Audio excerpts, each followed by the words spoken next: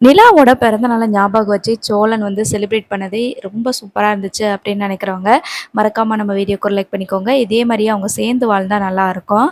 இப்போ பிறந்த நாளுக்கெல்லாம் சோழன் எடுத்து குடுத்த ட்ரெஸ்ஸ தான் வந்து நிலா போடுறாங்க. ஸோ இந்த வாரம் ரொம்ப சூப்பரா போயிட்டுருக்குது. அதுக்கப்புறமா நிலா வந்து இப்போ ஆஃபீஸ்ல வந்து போயிட்டு பிறந்த நாள அங்கேயே செலிப்ரேட் பண்றாங்க. அதுக்கப்புறமா தான் ஒரு ப்ராஜெக்ட் குடுத்துருக்காங்க இல்லையா? அதாவது நிலாவோட கம்பெனில வந்துட்டு பழைய வீடுகள ஆராய்ச்சி பண்ற ப்ராஜெக்ட் இருக்கு இல்லையா? அதுக்காக என்ன பண்றாங்க அப்படின்னா, திவ்யா வீட்டு பக்கமா போறாங்க. அங்க ஏற்கனவே ஒரு வீடு இருக்கு. பழைய காலத்து வீடுன்னு சொல்லியிருந்தாங்க இல்லையா? அந்த ஏரியாவுக்கு போகும்போது பார்த்தீங்கன்னா, பல்லவனோட அம்மாவ பார்க்குறாங்க. அவங்க கிட்ட போய் பேசலாம் அப்படின்னு சொல்லிட்டு நெனைக்கிறாங்க. ஆனா, அவங்க எந்த பேச்சுமே அதாவது எந்த இதுமே நிலா கிட்ட வந்து சரியா ரெஸ்பான்ஸ் பண்ணி பதில் பேசல. இதனால அங்க பக்கத்துல இருக்கவங்க கிட்ட விசாரிக்கிறாங்க. அவங்க யார்கிட்டயும் பேச மாட்டாங்களா? அப்படின்னு சொல்லிட்டு. இல்ல அவங்க யார்கிட்டயும் பேச மாட்டாங்க. இவங்க 18 வருஷமா இங்க தான் இருக்கிறாங்க. ஆனா யார்கிட்டயும் எதுவுமே பேச்சுவார்த்தை வச்சுக்கிற மாட்டாங்க. அவங்களுக்கு அ ஃபேமிலில யாரும் இல்லையா? அப்படின்னு சொல்லிட்டு நிலா கேட்குறாங்க. ஆமா, அவங்களுக்கெல்லாம் வந்து ஃபேமிலின்னு இதுவரைக்கும் யாரும் இருந்தது கிடையாது. இந்த அம்மா மட்டும் தான் இருக்காங்க. பையன் இருக்கான் அப்படின்னு மட்டும் சொல்லுவாங்க. மத்தபடி வேற எதுவுமே யார்கிட்டயும் சொல்லிக்க மாட்டாங்க அப்படின்னு சொல்லும்போது, நிலாவுக்கு அப்படியே ஒரே சந்தேகமா இருக்குது. ஏன்னா, ஒரு பையன் மட்டும் தான் இருக்கான் அப்படின்னா, அது பல்லவனா இருக்கிறதுக்கு வாய்ப்பு இருக்குல்ல அப்படின்னு சொல்லிட்டு யோசிக்கிறாங்க. அதுக்கப்புறமா இந்த விஷயத்த பத்தி எப்படியாவது நடேசன் கிட்ட கேட்டே ஆகணும் அப்படின்னு சொல்லிட்டு, இன்னைக்கு உன்னோட பிறந்த நாள் தானே, பிறகு எதுக்கு தேவையில்லாம வந்து பேசிக்கிட்டு இருக்க?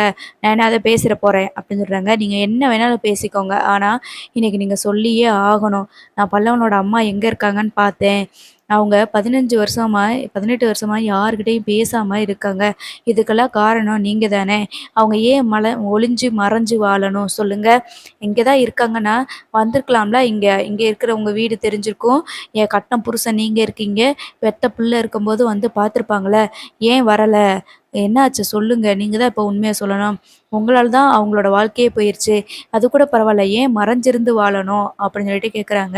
நீ எத்தன கேள்வி கேட்டாலும் எனக்கு பதில் இல்ல அப்படின்ற மாதிரி சொல்ல, அந்த நேரம் கரெக்ட்டா சேரன் அண்ணா வராங்க. "என்ன ஆச்சுப்பா? என்னப்பா?" அப்படின்னு சொல்லும்போது, "அண்ணா இன்னைக்கு பல்லவனோட அம்மாவ பார்த்தனே" அப்படின்னு சொல்லும்போது சொல்றாங்க நிலா.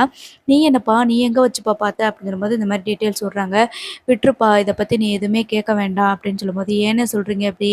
பல்லவனோட அம்மா எங்க இருக்காங்கன்னு தெரிஞ்சுக்கிட்டு, பல்லவன் கிட்ட சொன்னா அவனுக்கு சந்தோஷம் தானேண்ணே!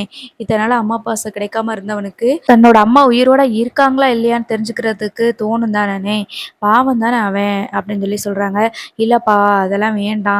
நம்ம இத பத்தி எதுவுமே பேச வேண்டாம்" அப்படின்ற மாதிரி சொல்றாங்க. எனக்கு நீங்க இப்ப உண்மைய சொல்லியே ஆகணும். எதுக்காக பல்லவனோட அம்மா இருக்காங்கன்னு தெரிஞ்சிருந்தும் அவங்கள கூட்டிட்டு வர மாட்டேங்கிறீங்க? பல்லவன் கிட்டயும் சொல்ல மாட்டேங்கிறீங்க அப்படின்னு சொல்லி சொல்றாங்க.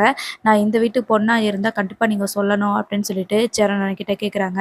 அதுக்கப்புறமா தான் "நீ வந்து சொல்லாம விடமாட்ட போல இருக்கு" அப்படின்னு சொல்லிட்டு நடேசன் வந்து ஒரு ஃபோட்டோவ எடுத்து பார்க்குறாங்க. "இதுதான் என்னோட ஒய்ஃபு" அப்படின்னு தெரியும். இவங்களோட ஃபோட்டோவ தான் நீங்க ஹால்ல மாட்டி வச்சிருந்தீங்கல்ல அப்படின்னு சொல்லி சொல்றாங்க. இவங்க இவன் மேல நான் உசிரையே வச்சிருக்கேன் அப்படின்னு சொல்லிட்டு பழைய ஃப்ளாஷ்பேக்லாம் சொல்ல வராங்க. பார்ப்போம்.